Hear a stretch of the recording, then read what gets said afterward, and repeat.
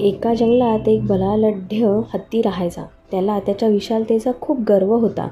जंगलाने चालता चालता त्या वाटेवर एक छोटीशी मुंगी पण चालत होती. तर तो तिला चिडवत होता आणि त्यानंतर तो खूप हसला तिच्यावर की एवढी दुर्बल आहेस आणि तू काय करणार मला, असं म्हणून तो तिथून जायला लागला. त्याला तहान लागली होती म्हणून तो निघाला. मुंगी पण त्याच्या मागे मागे गेली, कारण तिचंही वारूळ तलावाच्या दिशेनेच होतं. हत्ती चालता चालता खूप दमला होता. त्याला लवकर पाणी प्यायचं होतं. तेवढ्यात त्याला समोर एक तलाव दिसतो आणि तो धावतच सुटतो आणि तलावात आनंदाने उड्या मारतो. पाणी पिण्यासाठी तो तलावाच्या दुसऱ्या बाजूला जातो आणि तिथे मुंग्यांचं खूप मोठं वारूळ असतं. तेवढ्यात तो त्या वारुळावर पाय ठेवतो आणि तिथून पाणी प्यायला लागतो.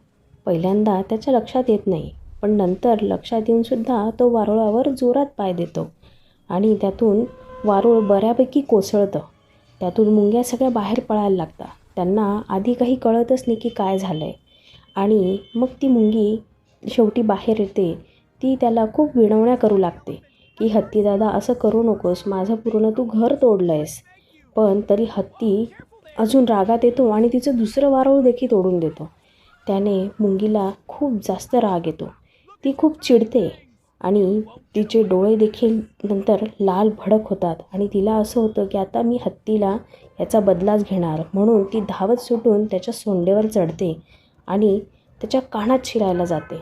मुंगी हळूहळू त्याच्या कानात जशी शिरते त्याला त्याचा त्रास व्हायला लागतो. तो ओरडून धावत सुटतो. मुंगी त्याला खूप कडाडून चावते. त्याला अतिशय आग व्हायला लागते. म्हणून तो तलावाच्या दिशेने जातो. त्याला असं वाटतं मी तलावात जर गेलो तर कदाचित माझी आग थांबेल. म्हणून तो तलावात उडी मारून मुंगीला विनवणी करतो. मुंगी बाहेर येते आणि तो तिची माफी मागतो आणि रडायला लागतो. मुंगी त्याला माफही करते आणि बोलते की जाऊ दे, आजपासून आपण घट्ट मित्र राहूयात. त्या दिवसानंतर हत्ती आणि मुंगीची खूप घट्ट मैत्री होते आणि दोघंही आनंदाने सोबत राहतात.